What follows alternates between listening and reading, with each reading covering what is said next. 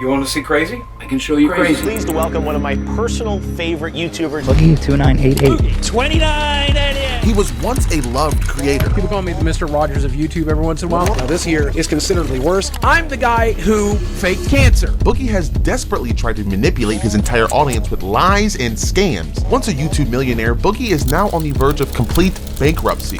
Give me some money. Today, let's explore the downfall of one of YouTube's OG creators, Boogie2988.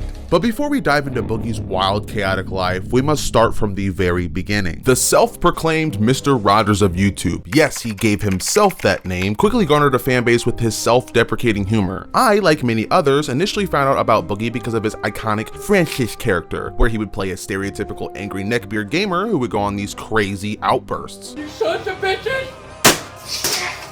Did you drink my Mountain Dew?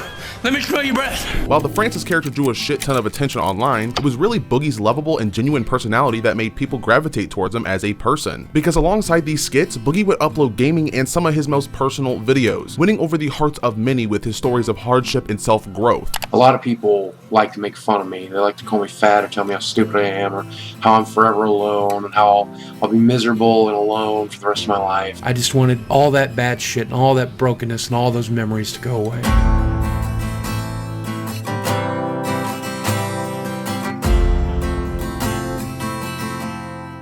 Boogie would end up connecting with one of his fans on a more, let's just say, personal level. I met Des through my YouTube channel. And when I met her, we decided that we had to pursue it, and we did. And in 2013, he tied the knot. Des, will you marry me? At this point, Boogie had been the happiest he'd ever been. He had a loving wife, a diehard fan base, and his dream job. The dude was basically a household name, somehow making his way onto a Super Bowl commercial. Fast forward a few years later, July 25th, 2017, I will undergo gastric bypass, and for me, it is one of the last demons I have left to slay. you see, while Boogie's career was at an all-time high, his physical condition and the stress of the internet hate took a toll on his marriage. You know, we're just going to move on from there as exes. I guess that's what we already are. I mean, the ring is off and it's over. Des in a lot of ways kept Boogie's life together, so after they divorced, Boogie's life began to crumble. The cracks in his character started to show and his fans began to see the real him. Not Boogie, but rather Steven Williams. Okay, mask completely off. This is Steve Williams talking. I know I was fat. I know. I tried to lose the weight. It's all loosey-goosey. I'm not gonna lie, I'm a pervert. Just gotta lick them right where they pee from. Look, I twerk for you. One for me and one for mother. Filling her with cock meat, giving her the real she deserves. But it's filling her with cock meat. Hurting somebody else is quite literally the opposite of who and what I am. I will knock you the fuck out. I will floor you. Now, I can totally understand why people might not like Twitch Boogie, but I will say his stroke game is pretty immaculate. Look, game recognized game, I'm gonna just leave it at that. All jokes aside, the kind, genuine persona he played on his YouTube channel gave way to a rude, arrogant, and downright disturbing version of Boogie on Livestream. Boogie describes this dichotomy in a Reddit post, saying, "I like to think YouTube is the person that I try to be, whereas Twitch is much closer to who I really am." During a live stream, he made pretty disturbing comments about his ex-girlfriend who passed away from cancer. And yeah, so fuck her. And now she's dead. The girl is dead, my mom is dead, everyone I know and love is dead. Wait, the girl died? Whoa. Yeah, she died of 39 of like fucking lung cancer. She had breast cancer and they beat the breast cancer, but then the treatment for the breast cancer gave her lung cancer. Oh my god, that sounds absolutely terrible. Yeah. I'm sorry you had to go through that, bro. Yeah, that's okay. Alright. I mean, I didn't go through it. I'm still alive. She's dead. One of the craziest Boogie livestream moments has to be when he explained to his audience that he chose not to have kids in fear of abusing them. I'm not that different from my mom. I'm not that different from my dad. I've never molested anybody. You know, I didn't beat my kids. I chose not to have kids so I wouldn't do those things. Wow. How wholesome. There's an entire laundry list of these awful Boogie livestream clips. And because of that, Boogie would get heavily scrutinized. Rather than taking even a sliver of accountability, Boogie always seems to rely on excuses to justify his actions. More specifically, the victim card, and he plays it all the time. This is the reason it happened. I went through gastric bypass surgery and I lost my best friend, which was food.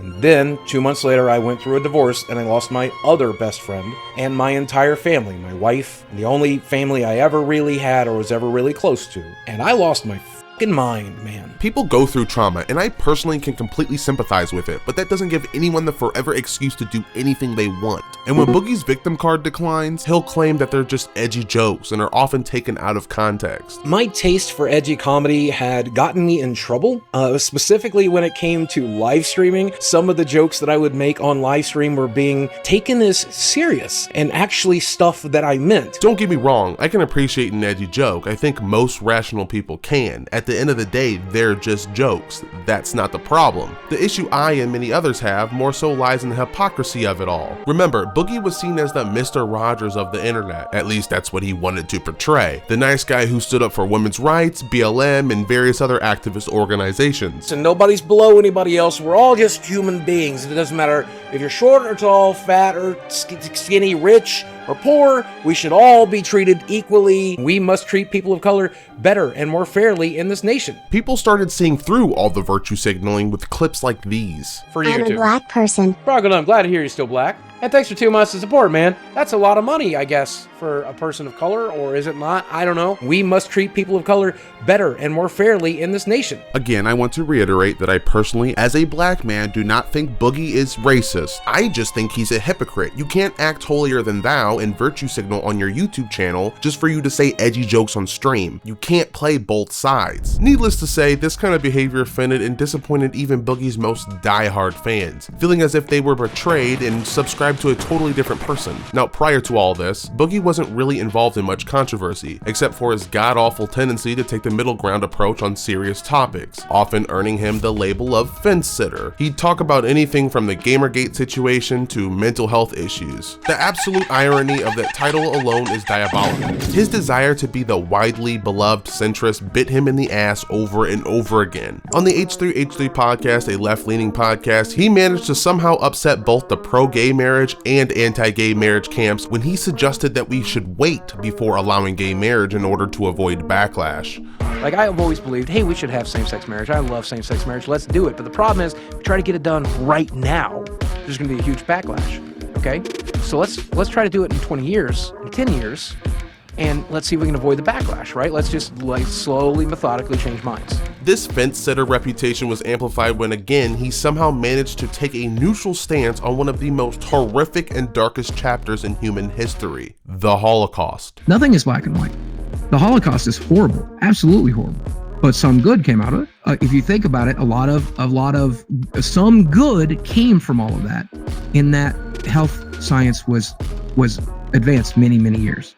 And that's one of the things that kind of made me have the mentality that I have. I'm an idiot. Look, I couldn't agree more, Steven. He would later double down on his statement, saying that his statements on stream were taken out of context. Obviously, people weren't buying this as an excuse, so Boogie being Boogie tried to rationalize his behaviors by saying that he truly believed that there were legitimate medicinal advancements to come from this event, which couldn't be any more wrong. A quick Google search would have cleared that right up, and when all else fails, well, just blame it on your high school history teacher. You see, Boogie became everything he stood against. He became an angry, manipulative creep who got caught in what seems like every lie he's ever told. And all of that would be documented on the Salmon Tolkien subreddit, a subreddit that made it its life's mission in exposing Boogie for the person he really is. The Salmon Tolkien subreddit was really the beginning of the end for Boogie. You see, before Boogie adopted the persona of the Mr. Rogers of the internet, he used to code websites. Well, it turns out that Boogie owned and ran a bunch of websites himself, where he would share porn and share his opinions on sex toys. There's nothing inherently wrong with that. I mean, it doesn't align with his YouTube persona, but to each their own, right? But this is where things get a little wild. On one of Boogie's long blog rants, he says, "The fact that I'm crazy is no stranger to the good staff at Evil Squared, nor is it a strange concept to anyone that reads the site or has viewed my videos. I am, for all intents and purposes, batshit crazy. This past week or so has been different for me. This next week will be doubly so. Out into the real world, looking for real work, at a real workplace, hopefully landing a job this week. I'm excited. At the same time, these normal activities remind me exactly how insane I am. I wonder if people interviewing me know what's going on under the surface. While I'm applying for a job, entering your data or taking your orders or speaking to your customers, do you know that during the previous weekend we all got together, smoked weed, drank, and does she know how many orgies I've been to or arranged? Does she know how many girls I've watched Or to myself? Does she know that I have internet sites that are so disorienting that it would make Satan blush? Does she know that I filmed more sex than she's likely had? Does she know that I am a monster? While posts like these are most likely just an exaggeration, it still sheds Boogie in a completely different light than his YouTube persona. It really goes to show how disgusting this degenerate really is. Sorry. On the same H3H3 podcast that I mentioned earlier, Boogie would unknowingly reveal that he was dabbling in some sugar baby websites. And on that website, he would meet a 20-year-old woman. And not much longer, people would put two and two together and suppose he and a woman by the name of Lucy Fox were dating, and that they met on a sugar dating website, Seeking. Boogie would eventually deny all these allegations on his Twitter with a tweet saying, "Boogie paid that girl. That would work, I guess. Also treating her nice and being cool to her and being a good, successful, happy person, that should be attracted to works. It's a lot cheaper too." Lucy Fox, the cam girl in question, would later upload a video claiming that she was in fact a cam girl that Boogie paid. She also alleged that Boogie would constantly cry about his problems, was verbally abusive, and on top of it, barely paid her anything despite being a sugar baby, which is quite the oxymoron if I do say so myself. And I was pretty much taking care of him every day. If you know what I do for a job, then you know I have to be at home in order to be on cam. Well, I couldn't do that because every time I try to leave your house, you scream and yell at me. You don't mean shit to me. You don't mean shit. You're just a fucking piece of shit. It got to the point where every night I go home in tears. And the fact that I know that he's doing this to other girls that are younger than me makes me very upset. Boogie would respond to her allegations in the worst way possible by saying that she was lying through her fucking teeth. Listen to that video. Go watch that video.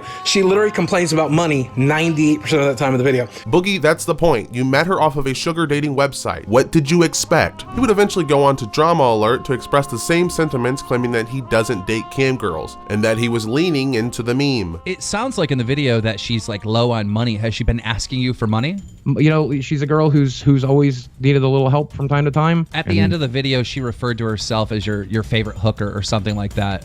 Is she a hooker, or what is she referring to? That's a joke that I like. There's a bunch of people on the internet that when they found out I dated a girl, they're like, oh, she clearly must be a hooker. She clearly must be doing it for money. I leaned into the meme, which I guess was a huge mistake. I'd always joke, yeah, I'm banging hookers. I'm having sex with hookers, which I don't know. I just leaned into the meme. With the already low public opinion on cam girls, Boogie had no trouble manipulating his fans into believing that Lucy Fox was just another gold digger rather than a victim of Boogie's manipulative behavior. That is, until Twitter got a hold of this story. Eventually, users would find out that Boogie had a sugar dating account under the username Southern King, with a bio that was full of lies, saying that his net worth is $500,000 with an annual income of $150,000. And what I found most interesting is his About Me section, reading, "Let's talk about the elephant in the room. Me. I am a big dude recovering from a divorce and gastric bypass surgery. I am using this site as a way to meet someone who can look past my faults, to find the man I am underneath, which is pretty awesome. By the way,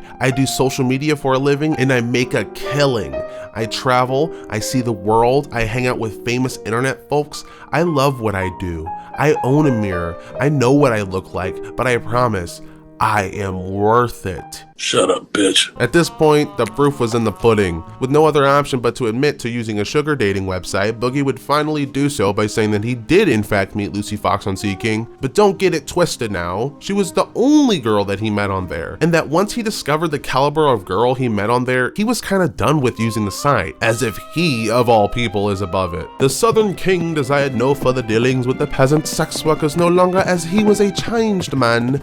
A noble one at that. But to absolutely no one's surprise, Boogie's Seeking profile showed that it was still active, meaning Boogie was in fact still looking for girls 20 years younger than him. Area that are local and ready to go out. They'll go to dinner with you, they'll go to a show with you, maybe they'll come back to your place. Someone on the Reddit would call Boogie out and ask, if you stopped using the website, then why are you still updating your profile pictures? Boogie would then respond by saying, everyone must have just misunderstood him. He claims that yeah, he is done dating people off the site, but still uses it, just not in the traditional sense. He uses the site to quote unquote window shop, as if it's some meat market or something. But then it's window shopping, right? Like any other meat market. Despite all the evidence, Boogie would continue to lie about paying for hookers until he finally caved.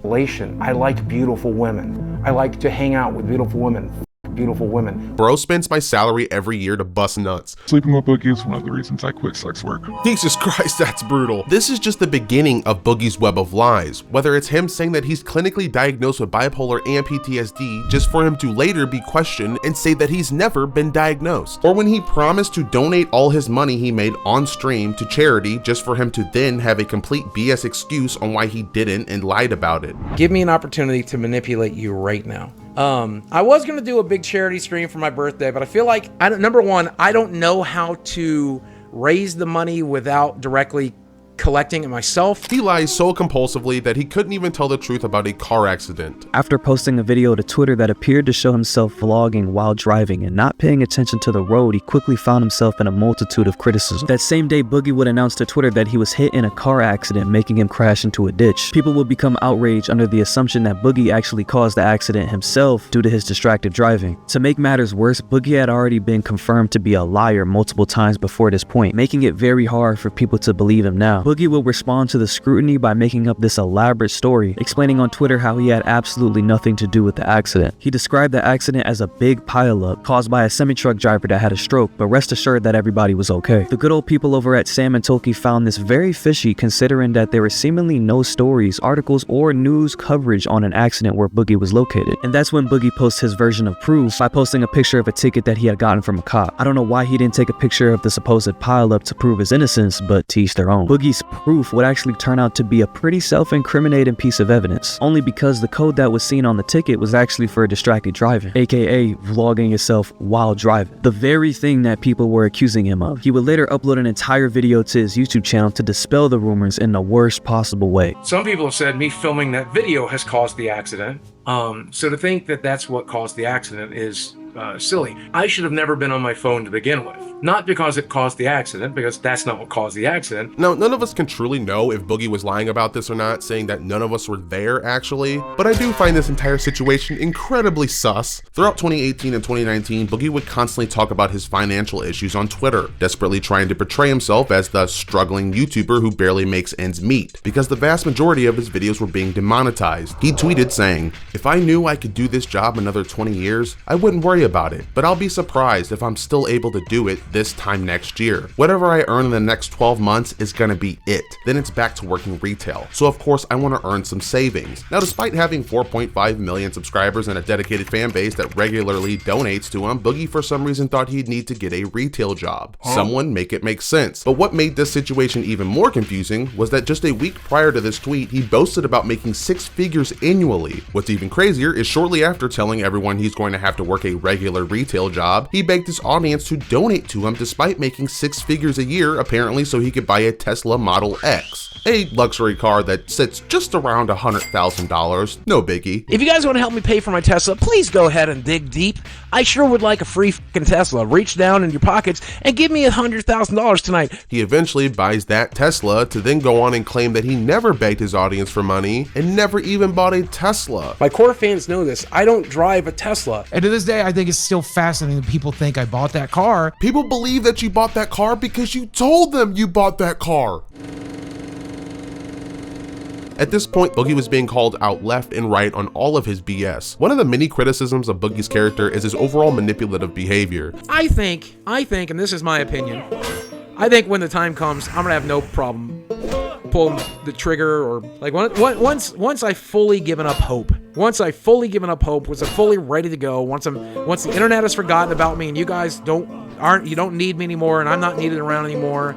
And if I haven't found a wife and I haven't had kids or something like that, and I haven't had the life that I, wanted for myself, and I'm just miserable and alone, I don't think I'll have any problem pulling the trigger. I think people are starting to catch on, but for the longest time, Boogie gave his fans a false sense of hope that he'd turn his life around, that he'd lose weight, go to therapy, and get better both physically and mentally. But this is all just a manipulative tactic to garner sympathy from his audience, to look like an inspiration, almost to guilt his audience into watching and supporting his content while he's on this what seems like never-ending journey of self-improvement. However, Boogie is probably never going to change because this is his bread and butter. This is how he's made made a living for over a decade at this point, so why stop now? Around the same time in 2018, Boogie would make constant threats on social media, threatening to unalive himself. And because of that, a bunch of Boogie's concerned fans actually feared for Boogie's health and wellness and did the right thing by calling the police for a wellness check. Fayetteville Police Department, may I help you? Fayetteville Police Department, may I help you? Yes, I would like to report that my friend is talking about committing.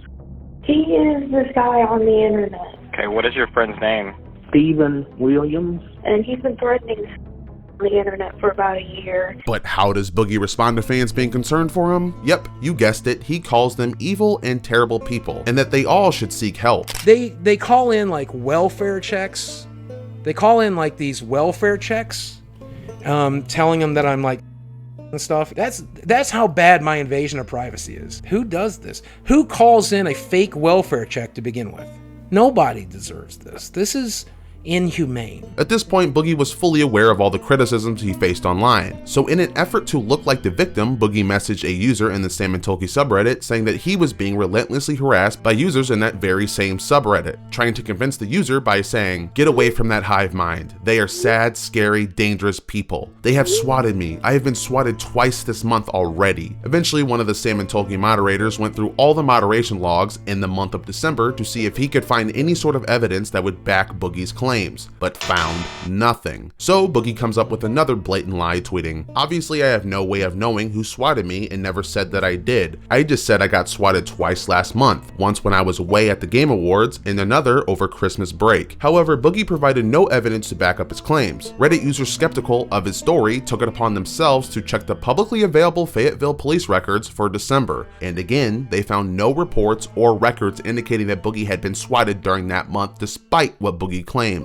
Then that led them to press Boogie about his lies. So Boogie decided to come up with a plan. What was his master plan, you ask? Lie. Yes, his plan was to lie, something he'd never done before. According to him, he has a friend in the FBI. I have a friend who works for the FBI. Stop the cap. He also said that the FBI informed him they would keep all reports of swatting confidential to prevent the so-called trolls from being able to access that information and gain the satisfaction they seek. And I asked him how to deal with the online harassment that I get from a certain subreddit, from Kiwi farms, from places like that.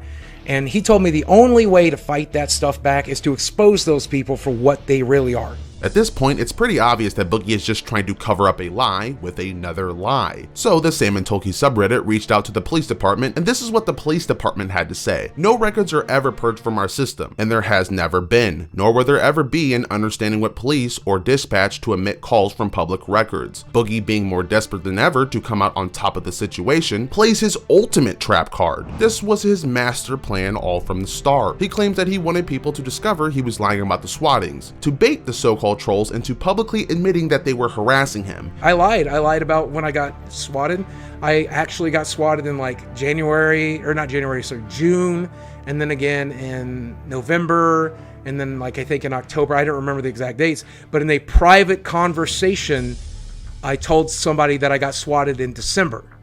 And I said that in a private conversation because I knew he would leak it, and I wanted them to leak it. He admitted to deliberately making false accusations against his critics in his local police department, accusing them of committing a federal crime. When this was pointed out for how extremely degenerate this was, he DM'd someone on Twitter saying that he wasn't afraid of potential jail time for filing a false police report. In response to backlash from his own YouTube fans, Boogie stated that he was glad he lied about being swatted, and he would continue to do so if it made his critics look bad. Surprisingly, Boogie somehow still had a legion of supporters, but what shocks me is the way Boogie handles criticism. In a now deleted video, Boogie made it very clear what he thought about these trolls. In an attempt to get sympathy, Boogie claimed that these same people are worse than rapists and Nazis. But I want you to know, I think you are the lowest of the low. I think you are the worst of the worst.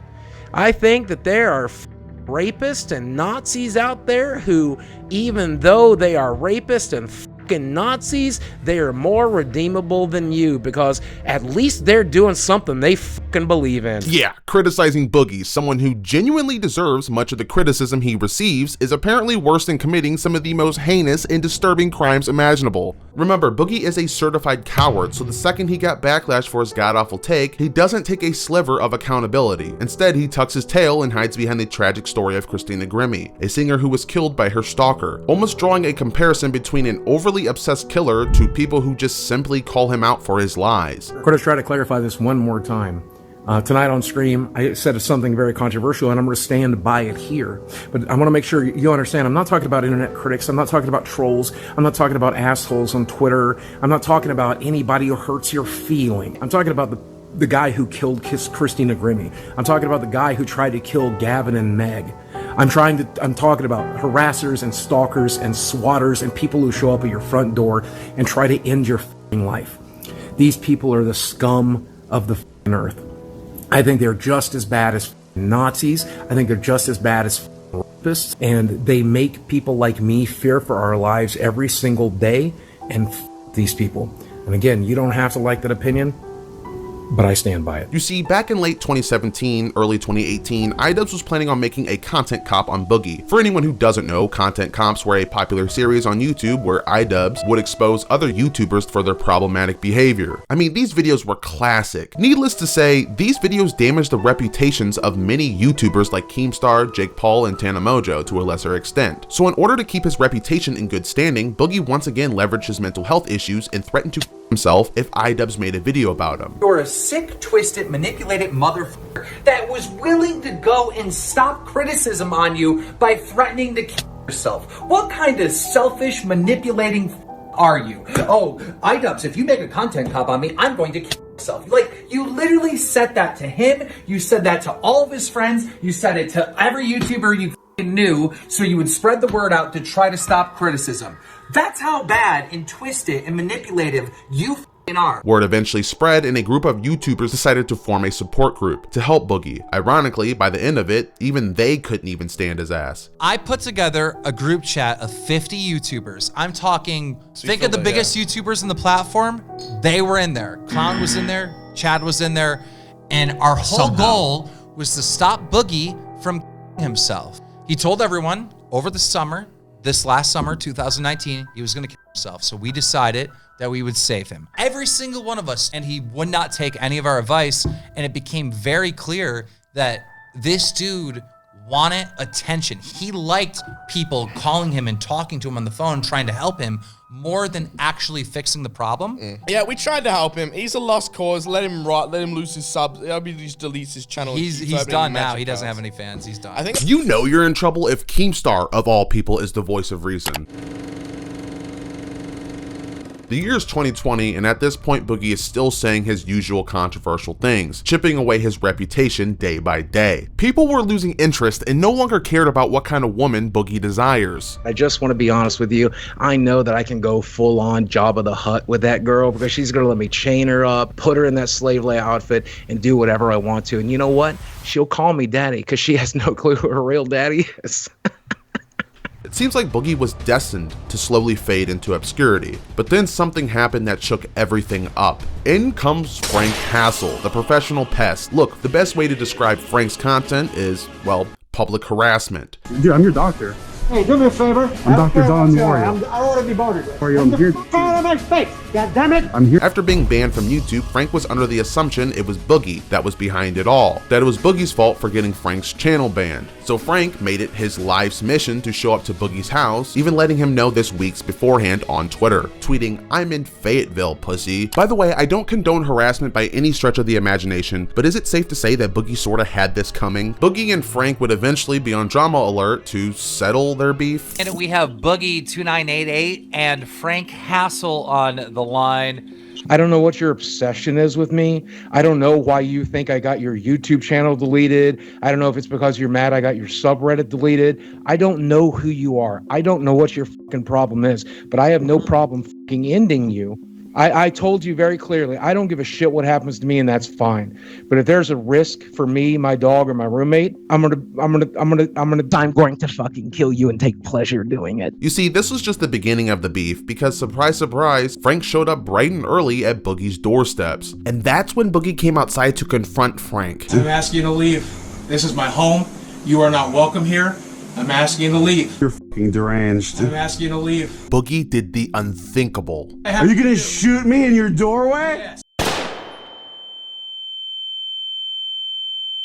A popular video game YouTuber in Fayetteville reportedly fired a gun after he says someone showed up at his house to harass him. Eventually, Boogie would get charged for discharging a weapon in a school zone, which obviously is illegal. He would be arrested and sent to jail and have a bail of $5,000, which he ultimately paid. I want to make it clear once again that I do not condone anything Frank Hassel does. The trolling, showing up uninvited to someone's house, provoking someone to the point where someone could get seriously injured. Again, I do not think it's cool at all. But at the same time, Boogie didn't have to bring out some fucking Vietnam War revolver into the situation. They're both wrong. After this, Boogie took a short break from YouTube, but when he came back, for the first time in a long time, Boogie was seen as the good guy in the situation for once. But what does Boogie do with the newfound public perception? Well, throw it away. At this point, Boogie's viewership had drastically dropped off. He once averaged over 100,000 views per video to now just sitting around 20 to 30,000 views per video. I honestly couldn't imagine how 44,000 people could sit down and genuinely watch a 6-minute video of a 50-year-old man doing basic chores. But to each their own, I guess. Seeing that Boogie made a living pretty much through AdSense alone, this would turn out to be a major problem. The beginning of 2021 would mark the start of Boogie's crypto bro phase, as he would constantly tweet about cryptocurrency and how he's gonna be mega rich. Boogie was an early investor in Ethereum, purchasing it when its value was just a little over $100 at the beginning of 2020. Fortunately for Boogie, by the end of 2021, Ethereum had skyrocketed to over $4,500. Riding this massive wave, Boogie claimed he had tripled his life savings and even announced he was quitting YouTube because he no longer needed to work another day in his life. On January 18th, 2021, he uploaded a video titled, "I Am Finally Rich, How Crypto Made Me Rich." In the video, he revealed that he was severely depressed and back in 2019, and as a last-ditch effort to turn his life around, he poured all of his liquid funds into cryptocurrency. You remember back in 2019 when I was completely out of my mind and talking openly on Twitter and elsewhere about just deleting myself at some point? I did something very stupid that I do not recommend anyone else ever do, but it worked. I basically took every dime I had in liquid funds and invested it in a huge gamble. Boogie also took to Twitter to brag, posting, "If crypto keeps doing this, I'll actually be a millionaire for the first time in my life. Pray that it does, folks. I did the calculations, and if I was able to cash out right about 1 million, I would retire. Never worry about the money again. Travel the world. Get surgery to remove the skin. Take care of my friends. Also, hookers and cocaine, I guess." You'd think someone so fixated on becoming a millionaire would cash out when their investment hit its peak. Instead, he convinced himself that leaving all his money tied up into crypto was a safe option. On top of that, he started dumping large, and I mean large, amounts of money into meme coins, hoping to strike another jackpot investment. You pair Boogie's obsession with get-rich-quick schemes with plushies, hookers, and hamburgers, and now you got yourself a recipe for disaster. Instead of acknowledging how ridiculously lucky he had gotten, Boogie started acting like some kind of crypto guru, talking about investments as if he was some financial wizard, tapping into electricity or some shit. I don't know, you get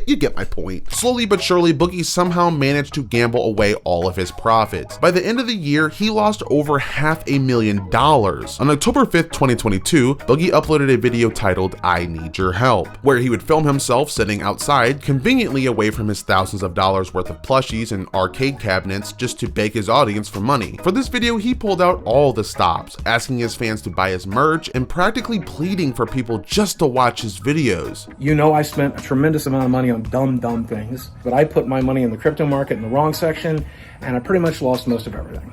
That sucks. That really sucks. So that's why I'm asking for your help today. Fans who just like the content, if you click on videos you like and you watch them to the end and you drop a like and you leave a comment and you share it with friends and you click the notifications and you do the YouTube stuff, you're doing plenty. If you're in a position where you only have like $1 or $5, you can super chat that. You can pledge $5 a month, $10 a month on the channel membership program. If you watch my live streams and you want to donate, throw bits at me, subscribe there, that's obviously also an option. If you have to literally beg people to watch your content, it might be time to throw in the towel, slap on a hairnet, and start flipping burgers. The sheer amount of hate this video got is comical. The comment section was absolutely flooded with criticism, with people ripping into him for blowing all of his money and then shamelessly turning to his audience for handouts. I honestly don't know what Boogie was thinking, uploading a 6-minute video of himself shamelessly begging for help. The audacity. Well, surprisingly, this video actually turned out well for Boogie, because even after being outed for being a terrible person time after time, a small group of his loyal fans still supported him for some strange reason. When I uploaded that video, I expected nothing but negativity, specifically because I left out a lot of reasons that I was having money problems. I left out the fact that I spent $27,000 in legal fees. I left out the fact that it's hard for me to keep a sponsor. You left out the fact that you spent $40,000 a year on hookers. And then $726 in super thicks. That's just straight up donations. With this newfound wealth, Boogie became motivated to make Francis videos in his typical gaming content once again. On November 15th, 2022, Boogie uploaded a video titled "I Have a Rare Form of Cancer," where he revealed that he had been diagnosed with polycythemia vera, a rare type of blood cancer. Well, you remember about 3 weeks back I said that I likely could potentially have a form of cancer? Turns out I got a rare blood cancer called polycythemia vera. And when I started taking that testosterone supplement 7 or 8 years ago, however long it's been, we knew that this was a possibility. You never think you're going to be the guy who gets that side effect though, right? But the good news is, I mean, this is a disease that takes a really long time to get you. Statistically speaking, I'll die of a blood clot or a heart attack or a stroke due to one of those blood clots. And most people, after getting diagnosed, live another 20 years. So if you're gonna get a cancer, this is the one to get. Despite the diagnosis, Boogie remained optimistic, reassuring his audience that he was receiving proper medical care and planned to continue creating content, and that he did. Until around 2023, where he and another Lolcow, known as Wings of Redemption, would have a boxing match. The Golden Corral Commander versus the Diabetes Deputy. A boxing match for the ages. Wings connect.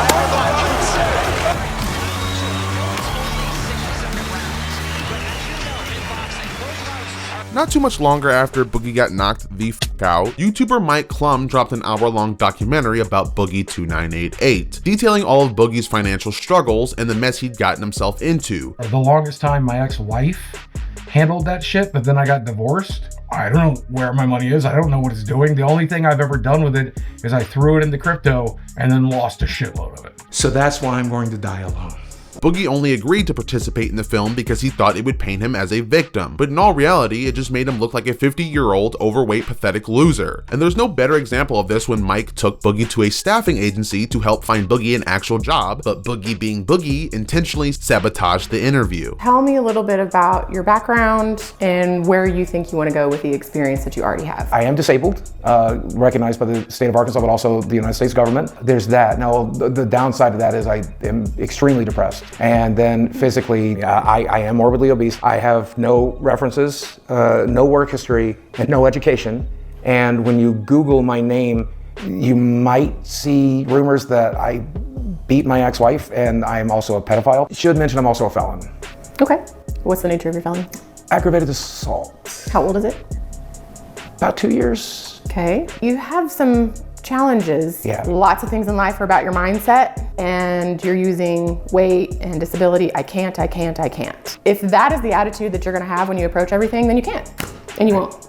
I did work in the porn industry for the better part of 7 years, so I mean... Be real with me. Do you really think it would be a good idea to go to a real interview and reference porn? This interview sums up Boogie's overall victim mentality for the last decade. Boogie went into that interview not wanting a job, but just sympathy. In July of 2023, Boogie would find himself in yet another controversy. What now, you're probably asking yourself? Well, on Twitter, he revealed that he was dating this new mystery woman. And just one day later, Boogie posted another picture of the two of them, this time with her face fully visible. But one thing stuck out like a sore thumb. Whoever this was looked, how do I say this, shockingly young? And for the most part, Twitter agreed. After seeing how young she looked, people flooded Boogie's Twitter, demanding answers and questioning her age. Boogie would then make another tweet reading, "My one and only tweet about my age. She's an adult. She's 20. I am older. But look, man, I am fat, old, and ugly as shit. When an adult woman I get along with wants to give it a shot, I am gonna do the smart thing and give it a shot. If you can't handle that, tell your therapist." Look, it's pretty strange to want to date someone, I don't know, 30 years younger than you, but hey, I guess it's legal, so I can't really say much other than it's gross. The issue more so lies in the way Boogie looks at their relationship. The minute you treat them like a child is where I draw the line. The fact that Des, his new girlfriend, is 21 years old is pretty ironic, considering that he said stuff like this just 7 years ago. Now, there is one other person in the world who I dated right after I got divorced. It was one of the biggest mistakes I think I have ever made because I dated somebody literally half my age. With a dwindling fan base, a terrible reputation, and a girlfriend that apparently needs parenting. We all agree I have to parent Desi a little bit, right? Boogie was more desperate than ever. Luckily for Boogie, Keemstar recruited Boogie on the Lolcow podcast, a podcast that focused on internet drama. Not even a year later, Boogie would find himself in his next controversy. On June 26th, Boogie would upload a video poorly imitating Andrew Tate promoting a crypto coin called Fatty Coin. Be a man! True happiness comes from the same woman a couple of nights a month and the occasional meme coin. What would you buy? Ethereum? No. Fatty for life. Unfortunately, Boogie's fans who bought this meme coin had no idea that this crypto coin he was promoting was a scam. That Boogie's Fatty coin was just another pump and dump meme coin. Boogie being Boogie then pulled out one of his old defense mechanisms by saying it was a joke and that people should know better because it's a meme coin. CoffeeZilla, a YouTuber who's most known for exposing internet scams and frauds, actually warned Boogie prior to releasing that coin and said that it was going to be a scam, but obviously Boogie didn't care. Boogie just wanted to make a quick buck. CoffeeZilla would eventually confront Boogie about the scams, and Boogie's response was, well, I told them they won't make money. I literally told you you'll go broke buying this coin.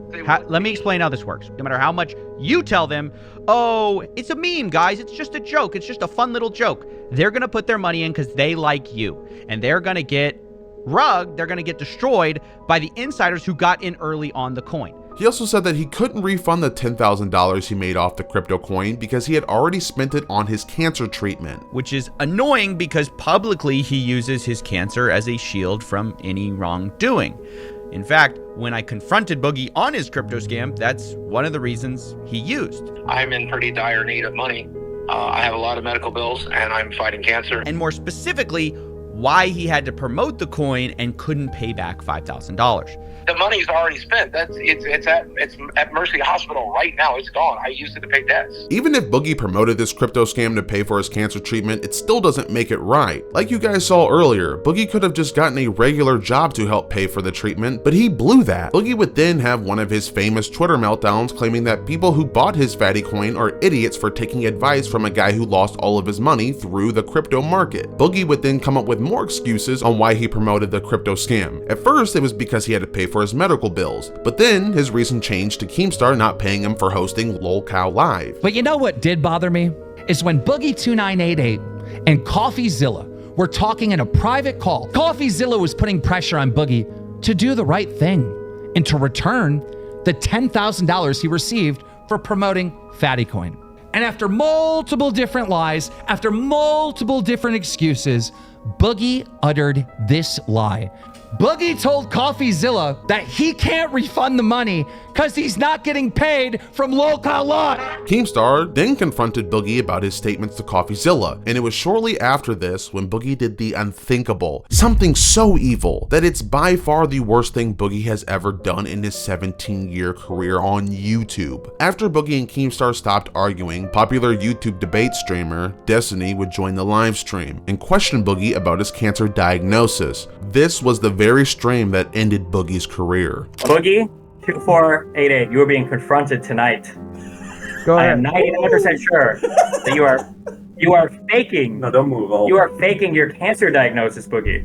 Did your doctor ever tell you, or did he ever say the word cancer? He said polycythemia vera, which is a form of cancer, as he explained it to me. So I think it is secondary polycythemia. Praying to God, I'm taking the 1 in a million fucking chance that they're fucking wrong, and there's another reason that I have the hormone imbalances in my blood.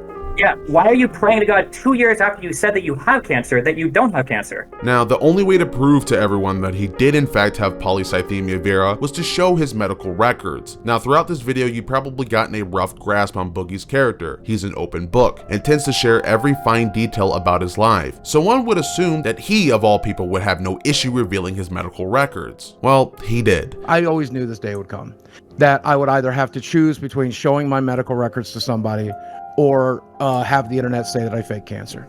And the internet is now going to say I fake cancer because I'm going to stand on the decision I made 2 years ago, which is this is for me. Boogie still refused to reveal his medical records when they offered him a whopping $75,000 to reveal it. I want to talk about it right now. This is my plan, all right?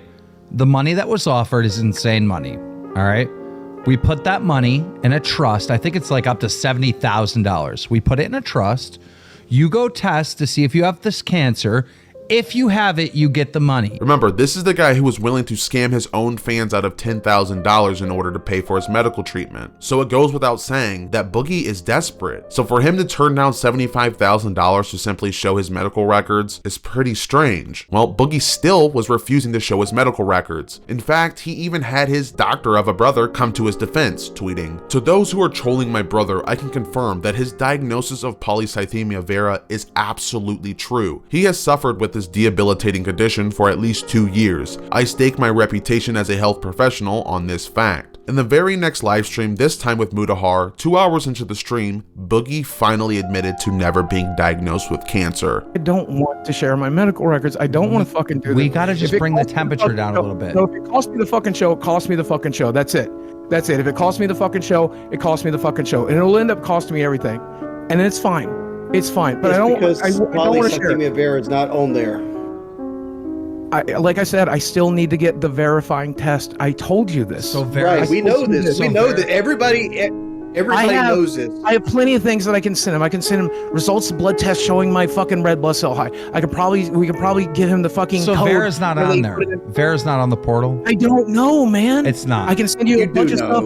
You said 4 days ago you were looking at it. Yeah, 4 days ago you said you were looking at it. So I told you, I spent the last 2 years getting treated for it. I've been told by my doctor for the last 2 years. It's fine, Boogie. Just admit it's not on the portal. It's not on there. I told you this. I have to do the verifying test. You're on a lot of medicine, Boogie. Is any of those medicines an SSRI? Go fuck yourself. I will divulge no more medical information to any of you motherfuckers. This is, you ain't got to tell me what it is. Like, there's a bevy of medicine. Yourself. Go fuck yourself. I'm in tremendous pain. I'm in tremendous pain. Help me, help me, help me. I'm in so much pain. I'm in so much pain. I'm in so much pain. Can we be done? Can we be done with it? Can we be done with it? We're done. We're done. We're done with it. We're done with that conversation. Thank you. Thank you. Boogie2988's story serves as a reminder of how the internet can amplify both the best and worst in all of us. His rise was built on authenticity and relatability, but his downfall highlights the unpredictable and often destructive collision of fame, personal struggles, and public scrutiny. This was the tragic downfall of Boogie2988. If you've made it this far, thank you guys for watching this terrible video. Anyways, if you guys enjoyed this video, make sure to subscribe and check out my boy Crash Out Clancy. I'll link his channel in the description below. And until next time, peace.